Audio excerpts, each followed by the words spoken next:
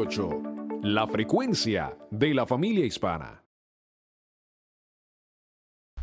Bien, mis amados hermanos, muy buenos días y bienvenidos a este tiempo de estudio bíblico devocional. Muy contento, muy agradecido con mi Padre Eterno por todos ustedes, amigos, hermanos. Gracias por su saludo, gracias por sus comentarios, gracias por las tareas, gracias por su preocupación.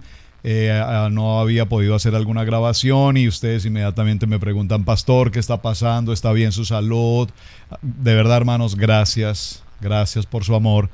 Y gracias también por sus oraciones para que podamos siempre estar aquí con ustedes, acompañándoles en el escudriñar la palabra a través de cada parashá en nuestro estudio bíblico devocional. Muy bien, apasionante tema, ¿verdad? La historia. Y yo sé que usted ha tomado ahora el tiempo para escudriñar con mejor detalle los textos. Acompáñese de una buena concordancia, acompáñese de un buen diccionario bíblico, acompáñese de una Biblia suficientemente detallada. La verdad, esta Biblia, tengo la Biblia Thompson, que es una recomendación, ustedes seguro la tienen.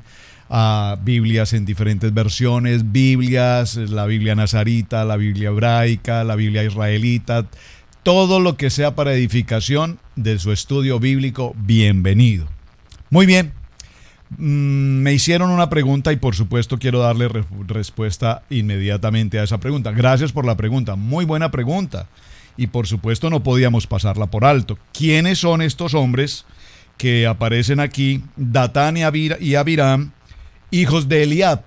Porque puntualmente en el capítulo 16 verso 1 nos habla de Eliab. Veamos entonces quién es Eliab.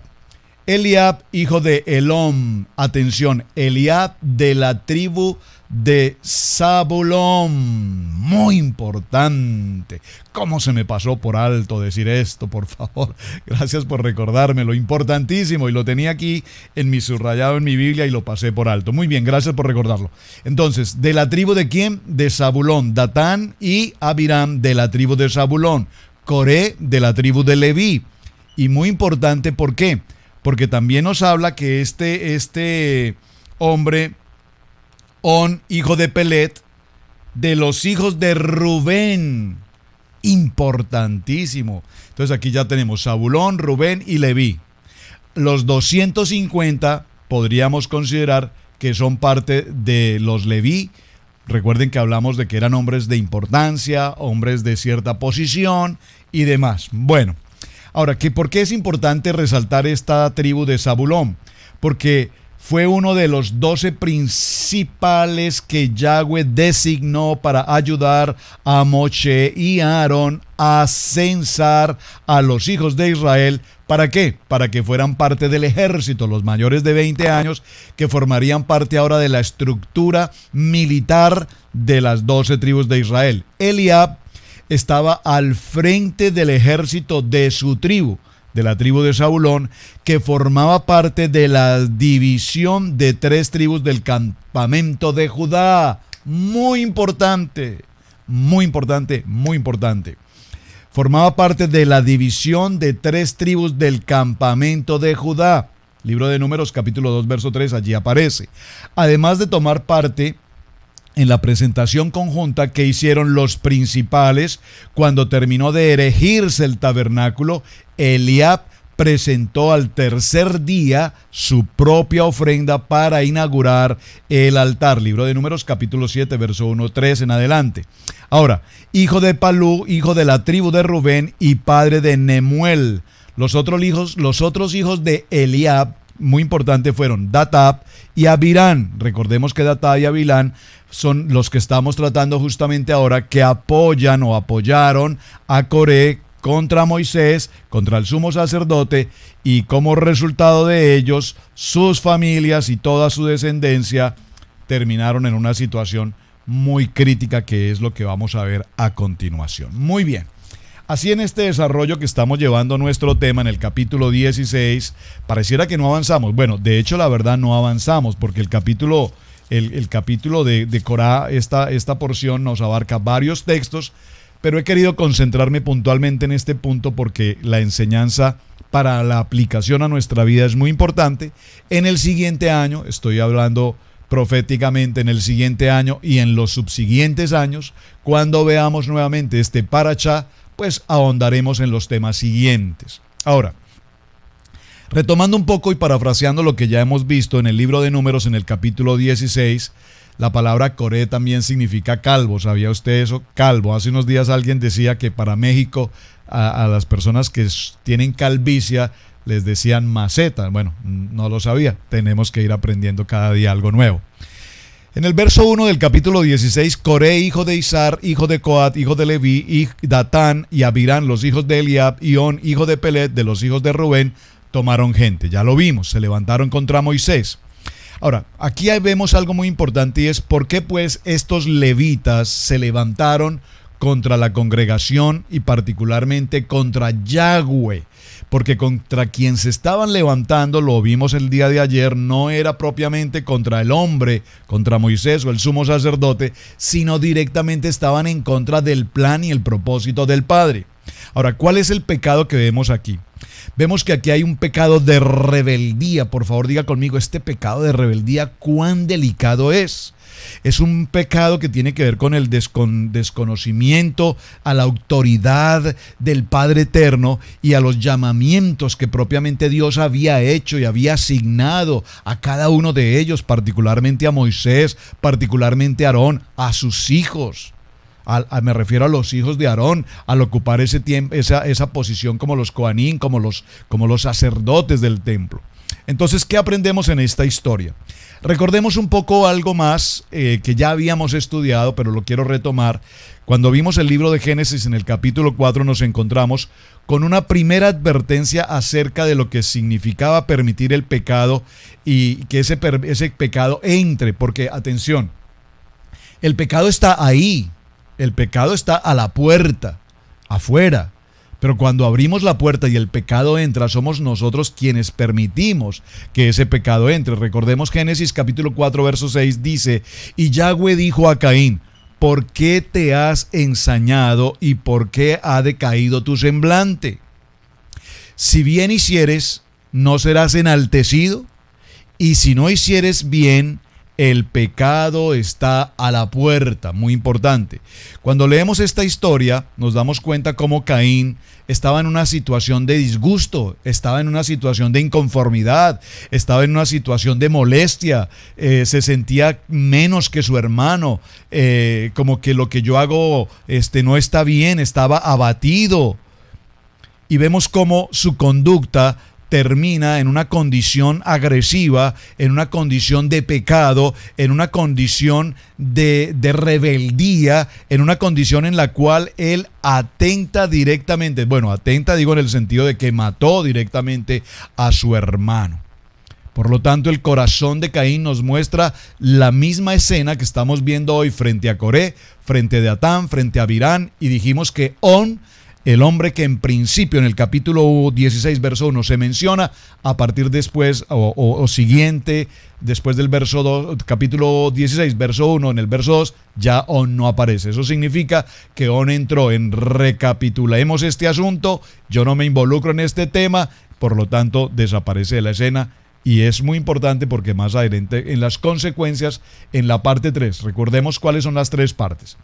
Vemos a tres grupos que participan aquí. El primer grupo, Coré, contra Coré versus Aarón. La acción, ocupar el sumo sacerdocio.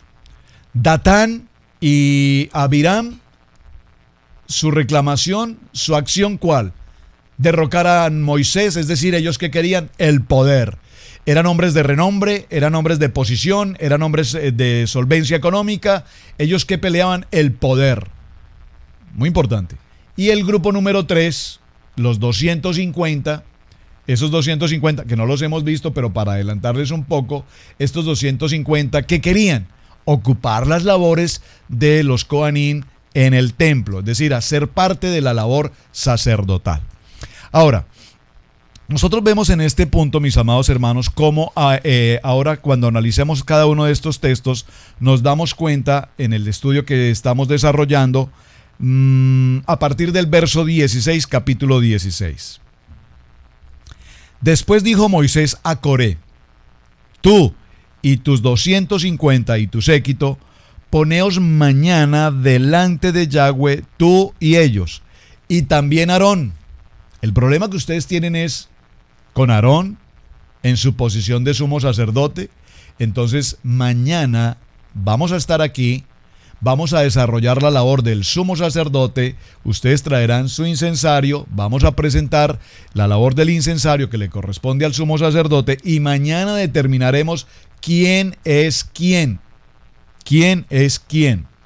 Y tomad cada uno su incensario y poned incienso en ellos y acercaos delante de Yahweh, cada uno con su incensario, 250 incensarios, tú también, y Aarón, cada uno con su incensario. Miren lo interesante de esta historia. Lo que Moisés está tratando de hacer es atender la reclamación de Coré en el sentido de que si él se considera santo y se considera levita, es levita de la tribu de Leví, directo, legítimo, primo hermano de Aarón y de Moisés, y quiere ocupar esa posición, entonces vamos a solucionarlo delante del Padre.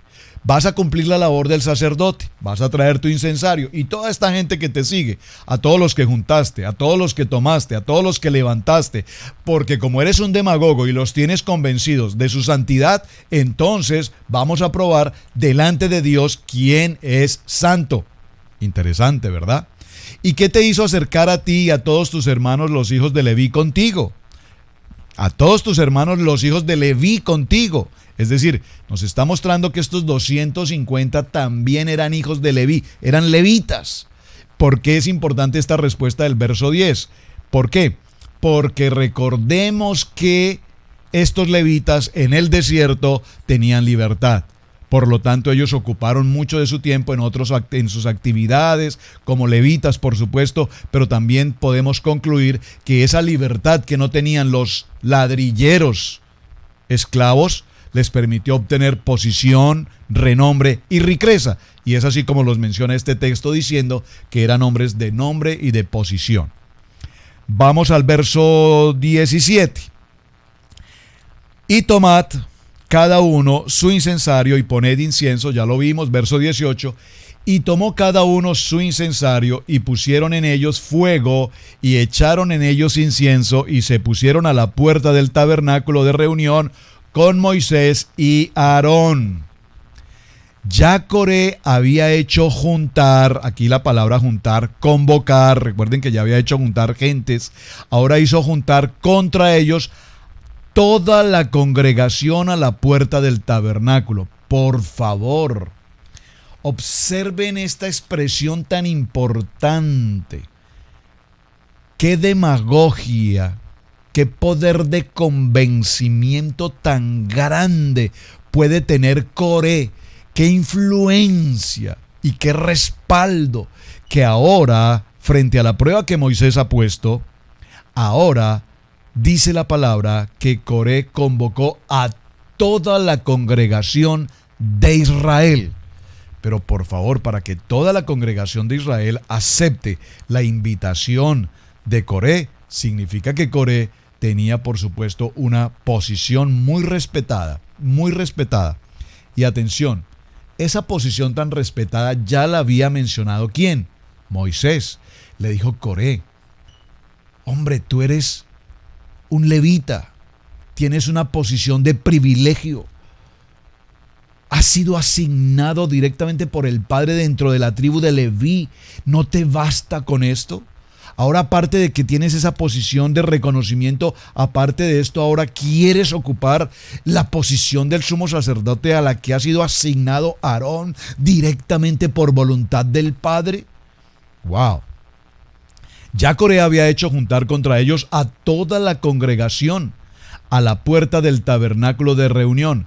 Entonces la gloria de Yahweh apareció a toda la congregación.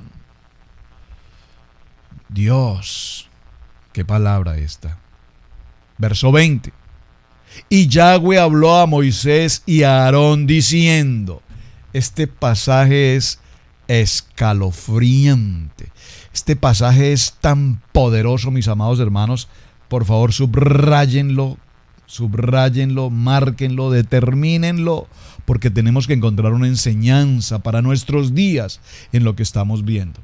Ayer mencionamos qué pasa cuando en las congregaciones se levanta uno, o se levantan dos, se levantan tres y se juntan y murmuran y critican y juzgan y entonces deciden armar su propio concilio, su propia denominación, su propia quejilá, su propia iglesia, y lo hacen a punta de apreciaciones personales. Exigimos nuestros derechos, yo también soy levita, yo también puedo ocupar el sumo sacerdocio, etcétera, etcétera, etcétera, etcétera.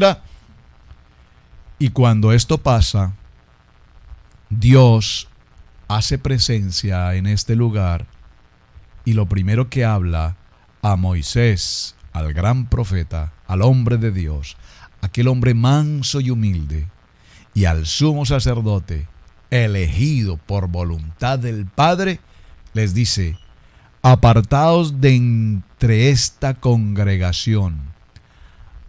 Lo voy a colocar en español mío. Córranse un poquito, no se me junten mucho allí, porque voy a hacer algo. Está conmigo en números 16. Por favor, vaya a su Biblia porque quiero que me siga con el texto. Ahora Dios Todopoderoso, que todo lo está escuchando, que está atento a toda esta situación, habla a Moisés y a Aarón y les dice: muchachos, apártense un poquito, sepárense un poquito de esa gente, que estoy haciendo mis cálculos. Apartaos de entre esta congregación de revoltosos, comunistas o socialistas, yo no sé, y los consumiré en un momento. Dios. Y ellos se postraron sobre sus rostros y dijeron: Dios, Dios de los espíritus de toda carne, no es solo hombre, no es un solo hombre el que pecó. ¿Por qué airarte contra toda la congregación? Todavía aún Moisés, Aarón interceden, porque saben que quien ha provocado toda esta revuelta, quien tomó, quien levantó y quien juntó a esta gente, fue uno llamado Coré. ¿No fue acaso solo uno? Y por favor observen, ¿me están entendiendo, hermanos? ¿Están recibiendo esta palabra en su espíritu? El Ruja les está hablando a su corazón. Cuando uno se levanta, cuando uno junta, cuando uno reúne, cuando uno confabula, hay una consecuencia para ese uno. Pero cuando los 250, y en el verso 19 dice: y toda la congregación que convocó Coré se unieron para la revuelta, entonces Dios entra en la escena y actúa de una manera directa. Y no voy a decir sin misericordia, porque Dios es misericordia, Dios es amor, Dios es bondad, pero dígalo conmigo: pero Dios es justicia. ¿Usted tiene claro este concepto? Dios es justicia, Dios hace justicia. Y porque Dios hace justicia y es justo, entonces actúa. Aún ellos intervienen y dicen: pero Padre, ¿por qué airarte contra toda la congregación? No fue solamente uno el hombre que pecó, no fue solamente uno el que murmuró, el que criticó, el que calumnió, el que sojuzgó, no fue solamente uno el que tenía en su intención, en su corazón. Entonces Yahweh habló a Moshe diciendo: habla a la congregación y diles: apartados de alrededor de la tienda de Coré, de la tienda de Datán y de la tienda de Abiram. Y observen, aquí no aparece On. ¿Recuerdan que vimos en el capítulo 16, verso 1? Vimos que había uno llamado Om, pero parece que este Om tuvo la revelación divina y entendió que meterse contra Dios, contra los planes de Dios, contra los propósitos de Dios, contra la ley divina, contra los mandatos del Padre, no era una sabia decisión. Entonces ahora Dios dice: separen a toda la congregación de las tiendas de Coré, de Datán y de Abiram. Muy interesante. Entonces Moisés se levantó y fue a Datán y a Abirán, y los ancianos de Israel fueron en pos de él. Y él habló a la congregación diciendo: apartaos ahora de las tiendas de estos hombres impíos. Dios, de estos hombres impíos.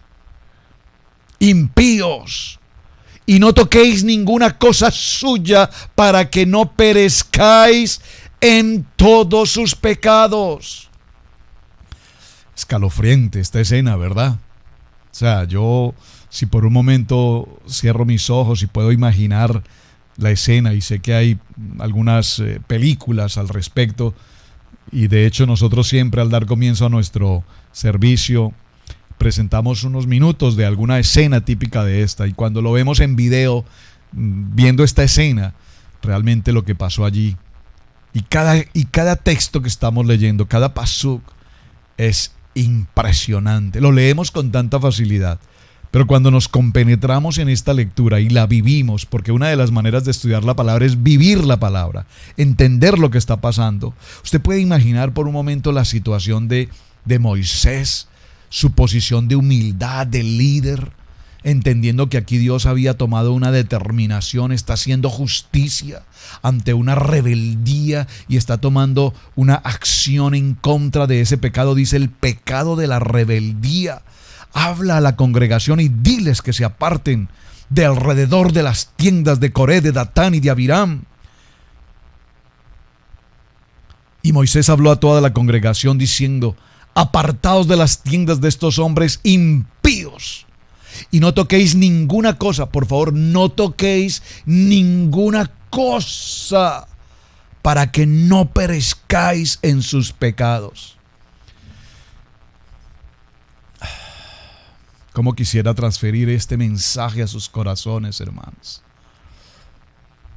Es tan común hoy, tan popular, y uno escucha a diario: es que en la iglesia tal, el hermano tal se levantó y atacó al pastor y no está de acuerdo, y entonces se dividió y se llevó a sus 250 séquitos y proclamó que él también era santo y que también era de la tribu de Leví y que también tenía sus derechos. Todo esto, hermanos, y la gente lo sigue. Lo peor de la historia es que la gente lo sigue. Es decir, lo que nos está mostrando el texto es que en todas las congregaciones hay tanta gente con tanta inconformidad reuniéndose en un lugar donde no se sienten bien, donde no están completamente satisfechos, donde las cosas no les parecen bien, donde no se sienten de común acuerdo con las decisiones de sus líderes. Este no es un caso del siglo XXI, esta es una historia que la Biblia nos narra en detalle, porque es precisamente lo que estamos viviendo hoy. Y se apartaron de las tiendas de Coré, de Datán y de Abirán, de enrededor. Y Datán y Abirán salieron y se pusieron a las puertas de sus tiendas con sus mujeres y sus hijos pequeñuelos. Y aquí estos hijos, ¿sabe qué está pasando hoy en el siglo XXI, en esas guerras que estamos viendo con Israel, toda esa historia con los iraquíes, toda esta historia? ¿Qué hacen? ¿Qué hacen todos estos ejércitos musulmanes y demás, los grupos Hamas y todos estos grupos? ¿Qué hacen? Colocan a sus niños al frente de batalla, para que en el evento en que Israel se defienda de uno de los misiles que ellos a diario disparan, puedan mostrarle al mundo que esos misiles enviados por Israel caen y matan niños. ¿Por qué matan niños? Porque estas gentes, Abiram y Datán, colocan a sus hijos al frente de la batalla como señuelo, como víctimas inocentes de la historia. ¿Es acaso algo nuevo lo que la Biblia nos está narrando? ¿O son los hechos que hoy CNN y Fox y todas estas cadenas internacionales en el mundo nos transmiten en vivo y en directo? Y se apartaron de las tiendas de Coré. Y dijo Moisés: en esto conoceréis que Yahweh me ha enviado para que se hiciese todas estas cosas y que no las hiciese de mi propia voluntad. ¿Hasta cuándo, pueblo duro de cerviz, os de demostrar, dice Moisés? Estoy parafraseando algo. de mi propio, escríbalo, esto es mío, no está en su texto bíblico, estoy parafraseando el texto. Moisés les está diciendo a su pueblo: ¿hasta cuándo? ¿Hasta cuándo, pueblo? Tengo que mostrarles que yo estoy bajo la autoridad del Padre Eterno, que nada de cuanto yo os digo o hago es en mi fuerza, en mi capacidad, en mi propia voluntad, sino que única y exclusivamente soy el transmisor del Padre. ¿Hasta cuándo ustedes podrán entender esta situación? Si como mueren todos los hombres murieran estos, o si ellos al ser visitados siguen la suerte de todos los hombres, Yahweh no me envió. Mas si Yahweh hiciere algo nuevo y la tierra abriere su boca y los tragare con todas sus cosas y descendieren vivos al Seol, entonces conoceréis que estos hombres irritaron a Yahweh. ¡Wow! Verso 31. Y aconteció que cuando cesó el hablar de todas estas palabras, aquí esta es una expresión muy importante, lo que nos significa que Moisés se tomó un tiempo suficiente para exhortar al pueblo y decirles: ¿hasta cuándo ustedes no van a entender todo lo que Dios ha hecho por nosotros? Nos sacó de una condición de esclavitud, nos ha sostenido en medio del desierto frente a nuestros enemigos.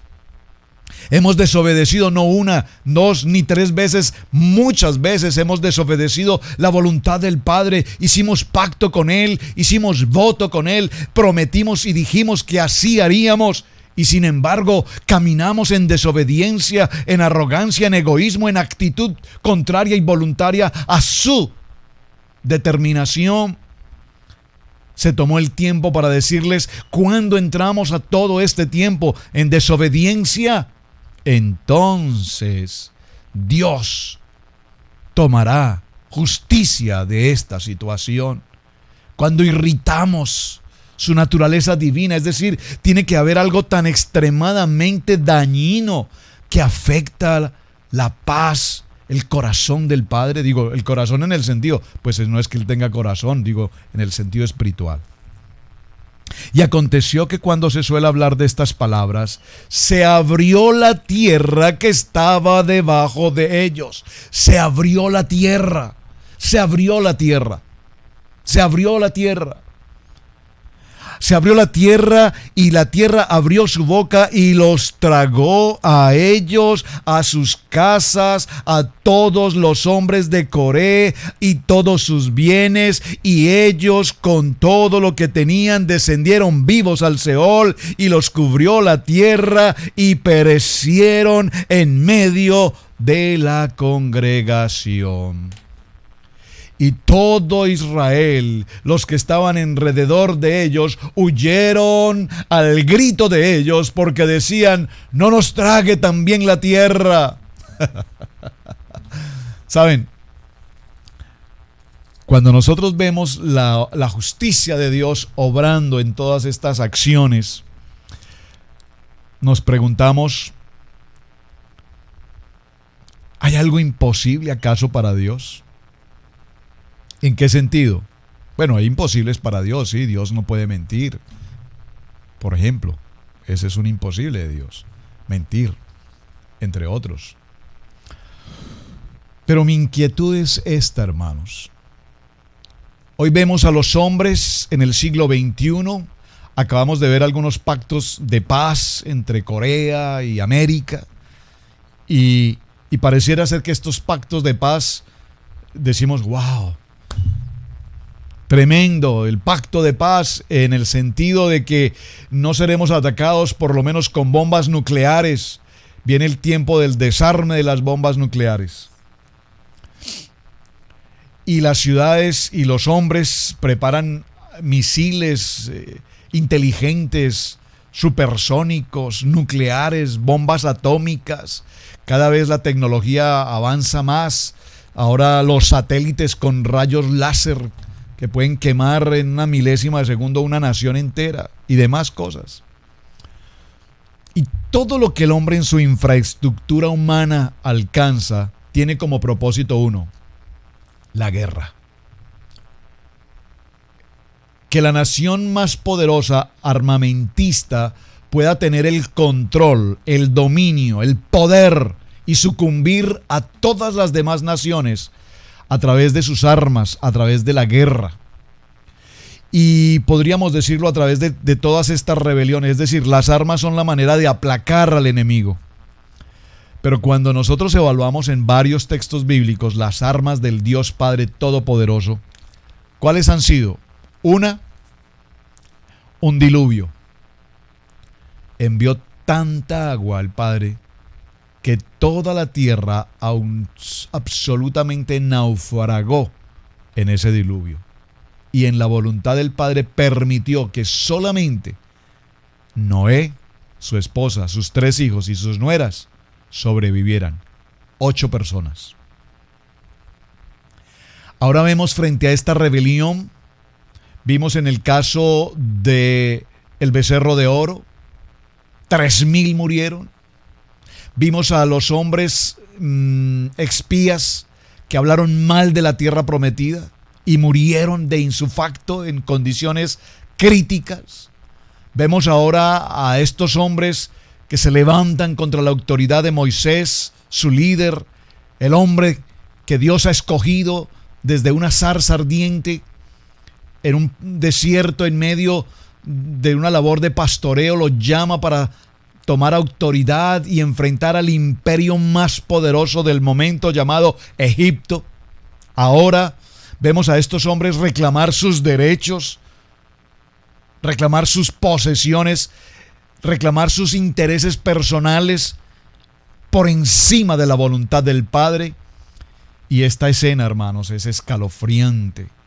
Como Dios, en una autonomía absoluta, puedo decirlo, en un abrir y cerrar de ojos, hace que la tierra se abra y consuma a estos hombres, a sus mujeres, a sus hijos, a sus familias. Pero atención, algo muy importante que tenemos que resaltar aquí. Y con ellos, todos sus bienes. ¿Por qué quiero resaltar esta palabra? Porque en lo que ellos tenían seguridad, en lo que ellos tenían confianza, en lo que ellos tenían su posición, era en ser hombres de reconocimiento, de renombre y de posición económica, solventes. Y el Padre, en un abrir y cerrar de ojos, en un abrir y cerrar de tierra mejor, los devora a todos, incluyendo, ¿qué dice el texto? Incluyendo sus bienes. Abrió la tierra su boca y los tragó a ellos, a sus casas, a todos los hombres, absolutamente. Entonces Yahweh habló a Moisés diciendo: di a Eleazar, hijo del sacerdote Aarón, que tome los incensarios del medio del incendio y derrame más allá el fuego, porque son santificados. Los incensarios de estos que pecaron contra sus almas, y hará de ellos planchas batidas para cubrir el altar, por cuanto ofrecieron con ellos delante de Yahweh, son santificados y serán como señal a los hijos de Israel. Y el sacerdote Eleazar tomó los incensarios de bronce con los que los quemados habían ofrecido, y los batieron para cubrir el altar. En recuerdo para los hijos de Israel de que ningún extraño que no sea de la descendencia de Aarón, por favor subraye este texto, estoy en el verso 40, se acerque para ofrecer incienso delante de Yahweh, para que no sea como Coré y su séquito, según lo dijo Yahweh por medio de Moshe. ¿Qué pasó entonces con los 250, mis amados? ¿Qué pasó? Habían presentado incensario, habían ocupado la labor que le corresponde al sumo sacerdote. Por lo tanto, ¿qué hizo Dios? Vamos a volverlo a leer nuevamente. Y ellos, con todo lo que tenían, descendieron vivos al Seol, y los cubrió la tierra, y perecieron de en medio de la congregación. Y todo Israel huyó, gritando que no nos tome la tierra. También salió fuego de delante de Yahweh, y consumió a los 250 hombres que ofrecieron el incienso. Verso 35. Y el fuego que salió, dice esta palabra, que el fuego que salió, ¿qué pasó? El fuego que salió consumió a los 250 que se creían en la condición de ser parte del sacerdocio en el templo. Qué importante. Muy interesante. Verso 41, al día siguiente, toda la congregación de los hijos de Israel murmuró contra Moisés. Por favor, pero esta historia, ¿dónde termina, pastor? ¿Qué hacemos con esta historia? Esto no tiene fin. Están recibiendo una enseñanza. Están aprendiendo una lección contra aquellos que se rebelaron contra Moisés y Aarón. Pero dice el verso 41 que al día siguiente, toda la congregación de los hijos de Israel murmuró contra Moisés y Aarón, diciendo: vosotros habéis dado muerte al pueblo de Yahweh. Es decir, quedamos igual. Quedamos en la misma situación. No aprendieron la lección. Ahora todo el pueblo de Israel murmura, leshon hara. Miren, para mis hermanos que nos siguen en los estudios bíblicos y para mis hermanos de Iglesia Cristiana Integral que nos acompañan obviamente en nuestros servicios, me lo han dicho: pastor, ¿usted por qué menciona tanto la palabra leshon hara? Bueno, primero porque la aprendí en hebreo, leshon hara, que significa murmurar, que significa criticar, calumniar, porque lastimosamente, así como estos israelitas de las 12 tribus murmuran, se quejan, critican, sojuzgan, calumnian y demás, pues pareciera ser que este pueblo de Israel, bueno, finalmente somos casa de Israel, ¿no? Recuerden que hay dos casas, la casa de Judá, que son los judíos que están allí, los judíos están por muchas partes, es decir, por todas las naciones en el mundo, 70 naciones. No hay nación donde no haya presencia de judíos. Si en los Estados Unidos de América, los judíos que están en los Estados Unidos de América, que son un poder económico en este país, se retiraran de este país, la economía de los Estados Unidos de América se vendría a pique, la bolsa de valores desaparecería. ¿Sabía usted eso, verdad? Interesante, ¿verdad? Diría un amigo mío, interesante pero discutible. Observen. Si este pueblo israelita murmuraba, teniendo la presencia de Dios directamente, en vivo y en directo, por eso nosotros decimos que somos ahora casa de Israel. Y creo que si hay algo en lo que parecemos ser casa de Israel, es que somos murmuradores, calumniadores, criticadores, sojuzgadores, difamadores, revoltosos y demás. Uy, pastor, eso está hablando muy fuerte y esa partecita no me gustó. Sí, la verdad duele. Dije somos, para no excluirme. No dije son. Así es que, para que haya unanimidad y justicia, dije somos. Porque todos de alguna manera abrimos nuestra boca de manera inapropiada, inoportuna, inoperante, irresponsable, etc. Al día siguiente, es decir, la Biblia no nos dice, y algunos años después de que superaron la crisis, de que superaron el trauma, de que superaron el problema, de que superaron el pánico, el dolor de haber visto morir a toda esta gente devorados por la tierra. No, al día siguiente. Esto tiene que ver tanto con nuestras políticas y nuestros países hoy. Pastor, ¿está hablando de política? No hablo de política, perdónenme. Tiene que ver esto con nuestra cultura en nuestras naciones. Pareciera ser que a nuestros conciudadanos se les olvida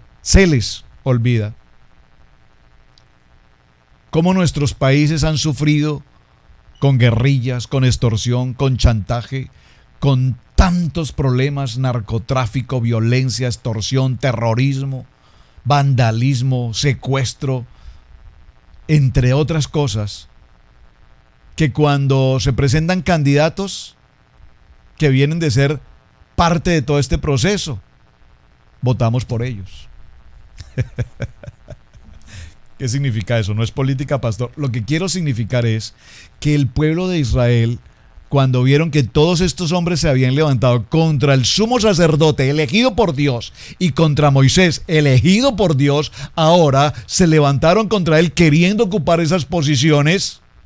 Dios los elimina de la faz de la tierra, consumidos por la tierra, a ellos, a sus familias, a sus generaciones y a todos sus bienes, que al día siguiente, dice mi Biblia en el capítulo 41, espero que en la suya también, al día siguiente toda la congregación de los hijos de Israel murmuró contra Moisés y Aarón diciendo: vosotros habéis dado muerte al pueblo de Yahweh.